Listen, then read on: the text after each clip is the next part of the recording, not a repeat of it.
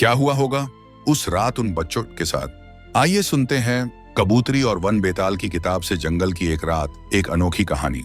यह कथा है सत्य कथा, उन जंगलों की जो उत्तराखंड की जमीन पर दूर दूर तक फैले हैं, और उन्हीं जंगलों के पास एक छोटे से गांव में रह रहे दो बालकों की भी, जिनके जीवन में एक बार एक बेहद खतरनाक रात आई थी। उन दो बच्चों के अभूतपूर्व साहस, सहन शक्ति व बुद्धिमानी की कथा पढ़कर आप उनका लोहा माने बिना न रहेंगे, क्योंकि जिन जंगलों में इस कहानी ने जन्म लिया है वे कोई साधारण जंगल नहीं। इस कहानी की पूर्णता और गंभीरता को समझने के लिए आपको उन जंगलों की, वो उनके पास के जनजीवन की थोड़ी सी झलक तो लेनी ही होगी। साथ ही उन दो बच्चों की मनः स्थिति को भी समझना आवश्यक होगा, क्योंकि जिस घटनाक्रम से गुजरकर वह रात बच्चों ने अकेले गुजारी वह असाधारण तो है ही, आश्चर्यजनक भी है। तो सबसे पहले खुद को उन बच्चों के स्थान पर रखने का प्रयास करते हैं, मगर ठहरिए, उनके स्थान पर रखना इतनी आसान बात नहीं। तो चलिए उनके आसपास ही रख लेते हैं। कुछ देर के लिए मान लीजिए कि आपको इन जंगलों के बीचों बीच किसी मकान के बंद कमरे में एक रात बितानी हो। तो क्या यह स्वाभाविक नहीं कि ये जानते हुए भी कि आप कमरे में मजबूत दरवाजों के अंदर सुरक्षित हैं, पर आप असुरक्षित ही महसूस करेंगे? वैसे इसमें कोई आश्चर्य भी नहीं, क्योंकि बंद कमरे में भी बाघ और तेंदुओं के साथ साथ और भी हजारों जानवरों के स्वर होंगे, जो आपको एक भी क्षण के लिए न तो सोने देंगे और न ही जागने। न चाहते हुए भी आप बिस्तर में सांसें थामे सुबह होने की बेसब्री से प्रतीक्षा करेंगे। अब एक क्षण के लिए ये मान लीजिए कि आपको किसी बंद कमरे में नहीं, वरन जंगलों में खुले आसमान के नीचे एक रात बितानी पड़े, तो वहां जहां सिर्फ न जंगली जानवरों के स्वर आप तक पहुंचेंगे, वरन अंधेरे में चमकती शक्तिशाली टॉर्च जैसी कई आंखें भी आपको घूरेंगी, तब आपकी मनस्थिति क्या होगी? यही नहीं, अब सोचिए कि आपको यह शक भी हो जाए कि कुछ तेंदुए या बाघ आपके करीब ही गश्त लगा रहे हैं, तो क्या आप सचमुच सुबह होने तक अपने भय पर नियंत्रण कर पाएंगे? शायद नहीं। परिणाम कुछ भी हो सकता है, यह भी कि शायद वह सुबह कभी आए ही नहीं, क्योंकि किसी बाह्य आपदा के बिना भी मात्र भयभीत होकर ही प्राणों पर संकट आना कोई बड़ी बात न होगी। जी हाँ, यह बिल्कुल संभव है, क्योंकि सुबह तक प्रतीक्षा करने के लिए धैर्य व बहादुरी के साथ जंगल की रहस्यमयी प्रवृत्ति पर विश्वास रखना भी आवश्यक होगा। वह विश्वास जो उत्तराखंड के उन दो बाशिंदों के दिलों में था, जो थे तो बालक ही मगर थे शेर दिल। इस कथा के वे दो पात्र, 13 साल के टीकाराम और उनकी 10 साल की बहन भागुली की जोखिम व रोमांच से भरी यह कथा आपके मन को छुए बिना न रहेगी। कहानी का स्थान है जिम कॉर्बेट के घने जंगल और कोसी नदी के किनारे के वन क्षेत्र। जंगलों के सहारे बहती कोसी नदी और कोसी के पार भागुली और टीका का छोटा सा गांव है गोरिया। उस वर्ष बरसात खत्म होने पर सुहाना मौसम चारों ओर बिखर गया था, और प्रकृति ने शरद के आगमन की सूचना पूरे पर्वतीय क्षेत्र में फैला दी थी। आसमान में उड़ते बादलों के असंख्य कलशों से जंगल व आसपास की धरती जी भरकर पानी पीने के बाद तृप्त हो गई थी। वहां की जमीन के हर चप्पे पर हरी घास फैल गई थी।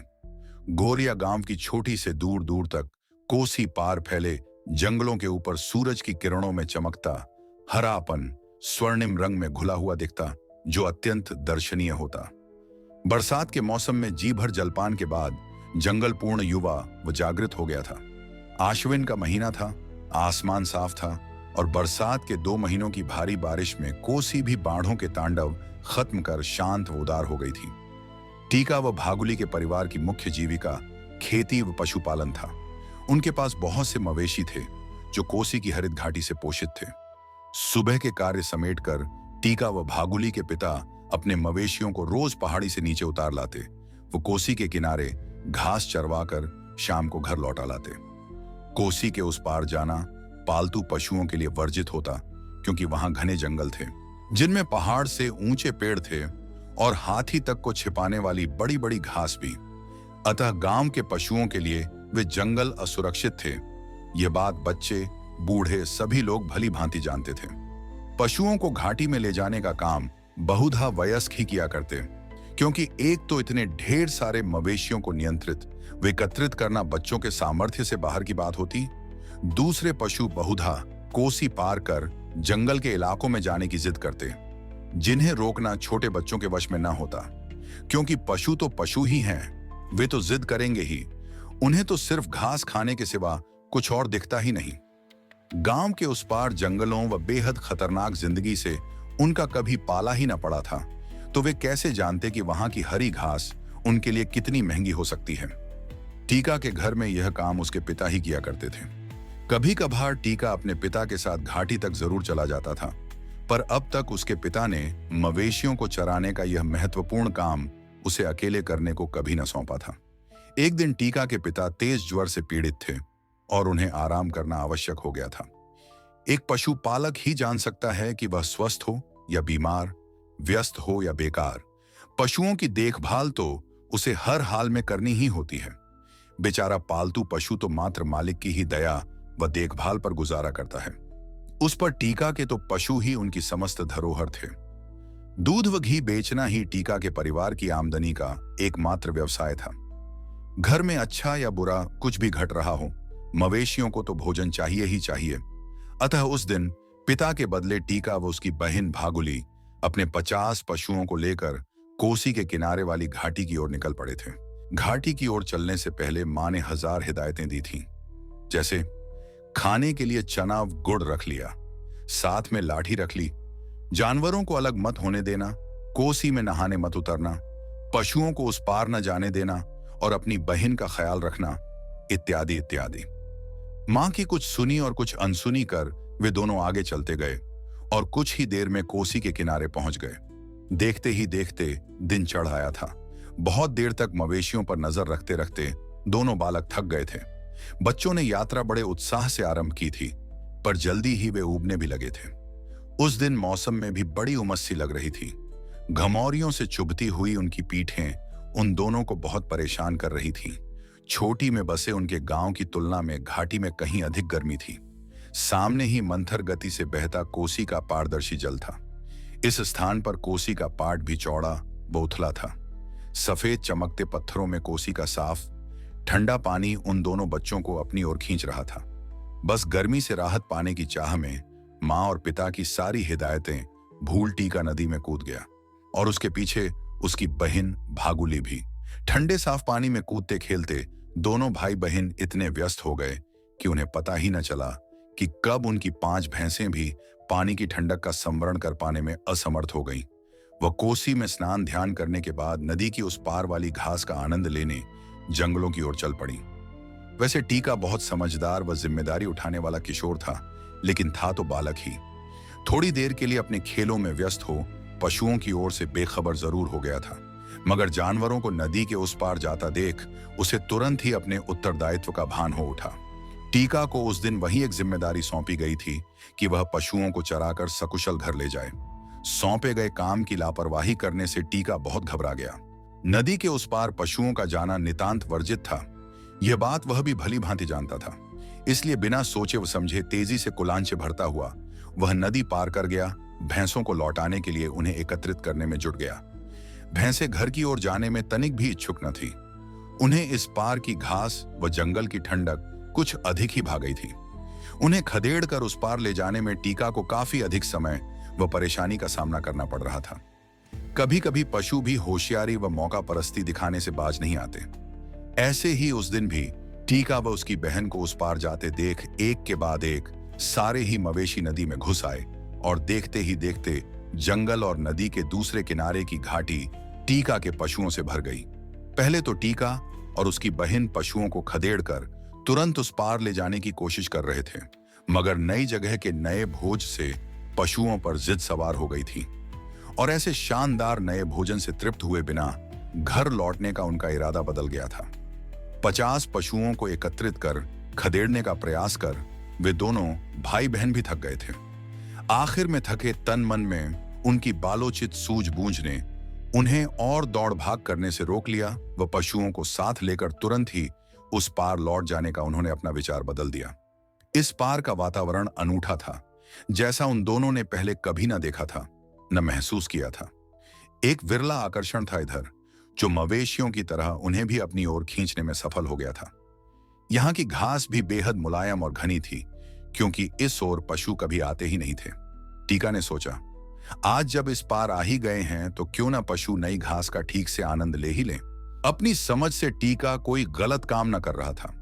पशुओं के लिए ऐसी हरी भरी घास वाकई उस पार नहीं थी, और यह भी तो एक किनारा ही था। खतरा तो जंगलों के अंदर था। यहां भला उन्हें और पशुओं को क्यों खतरा होने लगा?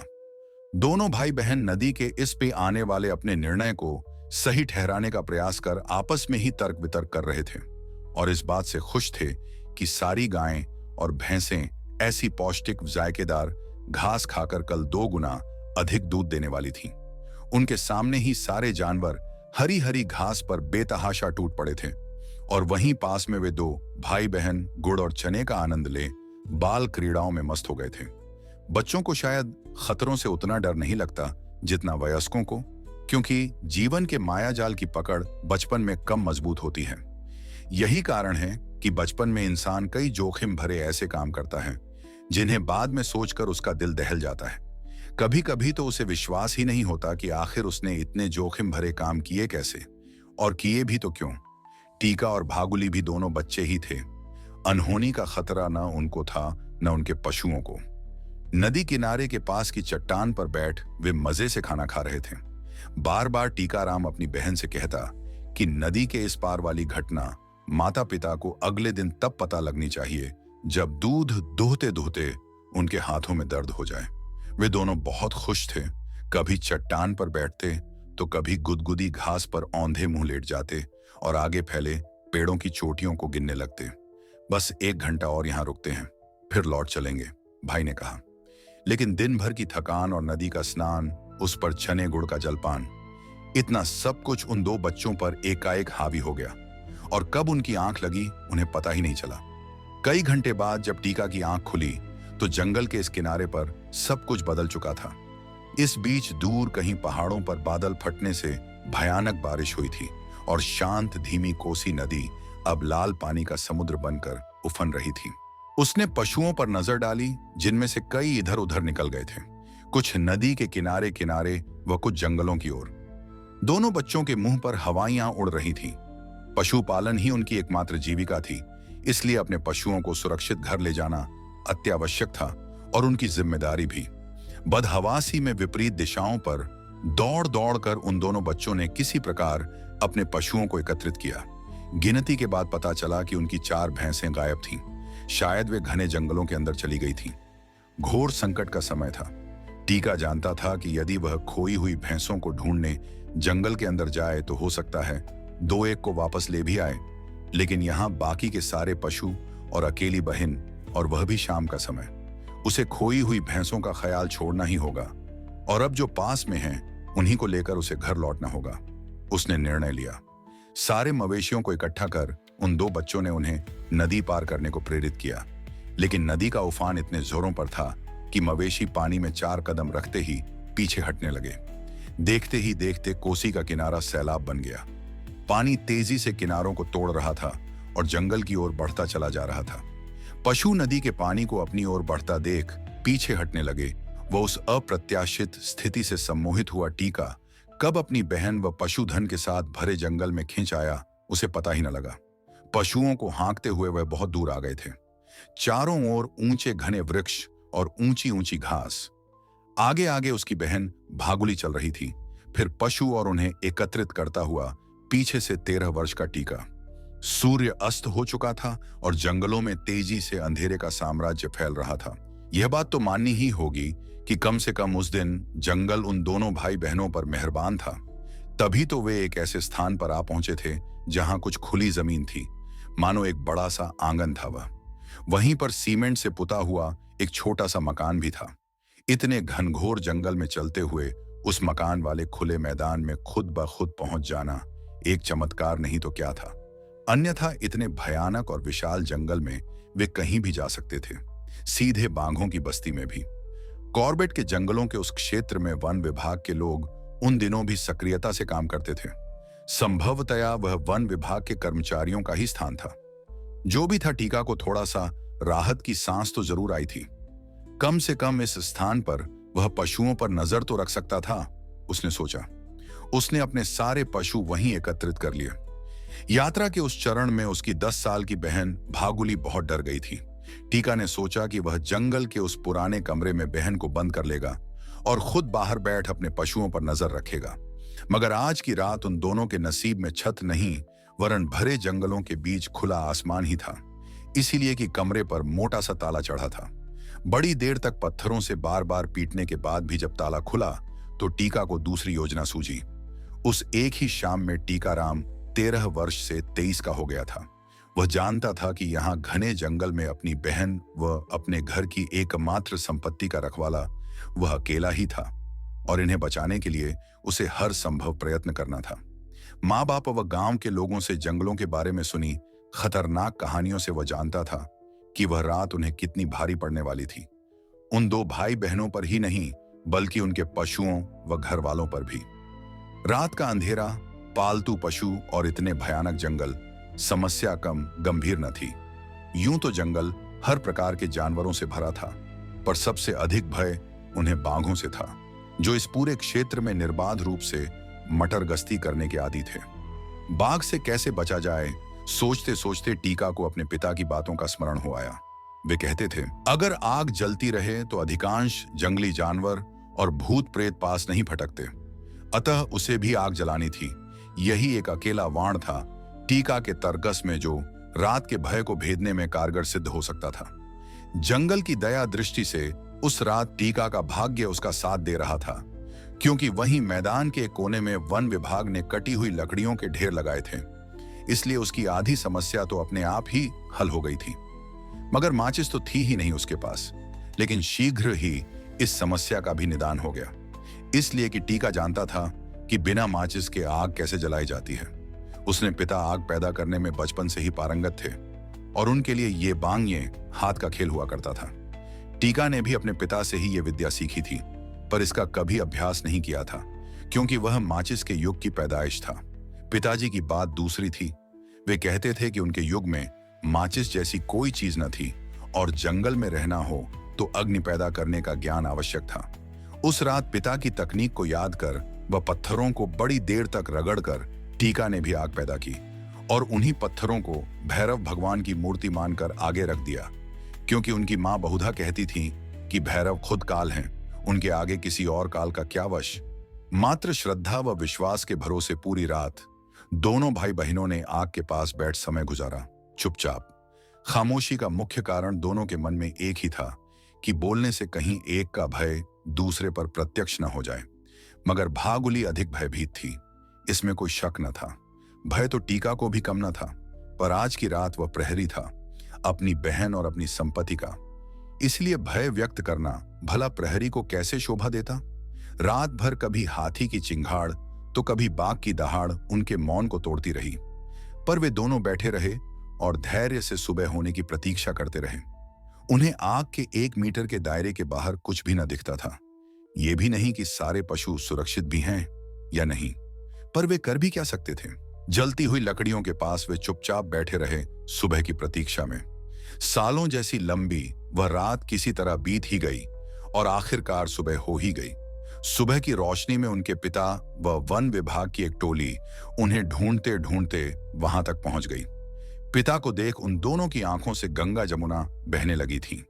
उन्हें देख वे प्रसन्न तो बहुत हुए, पर माता पिता की हिदायतों की अवहेलना करने से टीका ग्लानि से भी मरा जा रहा था, क्योंकि न उसने नदी पार की होती और न ही वे इतनी मुसीबत में पड़े होते। उस रात उनके 5 पशु भी कम हो गए थे। वह पिता के साथ उन्हें ढूंढना चाहता था, पर पिताजी ने कहा कि तब तक वे बाघों की मादों में जा चुके होंगे। टीका भागुली सहमे हुए घर पहुंचे, लेकिन उनके माता पिता उनसे तनिक भी नाराज न थे, बल्कि वे तो उन्हें सकुशल देख अत्यंत प्रसन्न थे। जो जंगल का है वो अपना लेकर रहेगा, इसे हम तुम नहीं रोक सकते, कहा था टीका के पिता ने। और ये भी कि पूरी रात जंगल में बिताने के बाद भी वे दोनों सुरक्षित थे। ये जंगल का ही एक करिश्मा था, इसलिए उन्हें अपने पशुधन की हानि पर तनिक भी अफसोस न था, बल्कि वे तो जंगल के ऋणी हो गए थे कि उसने उनकी दोनों संतानों को सकुशल उन्हें सौंप दिया था।